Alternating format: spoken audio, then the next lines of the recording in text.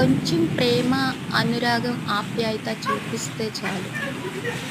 కురుస్తున్న వానలో, తడుస్తున్న ప్రకృతిలా స్త్రీ ఎంతో ఆనందాన్ని అనుభూతి చేసుకుంటూ ఉంటుంది.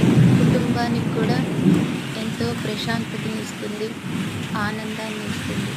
అటువంటి స్త్రీని ప్రతి ఒక్కరూ గౌరవించండి, ఆనందాన్ని ఇవ్వండి, అర్థం చేసుకోండి.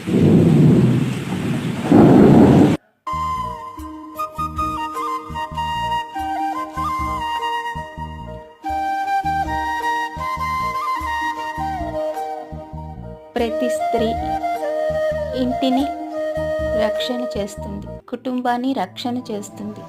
అటువంటి స్త్రీకి ఎవరు గౌరవిస్తారు? అచ్చట మహాలక్ష్మి నివసిస్తూ ఉంటుంది. అటువంటి మహాలక్ష్మిని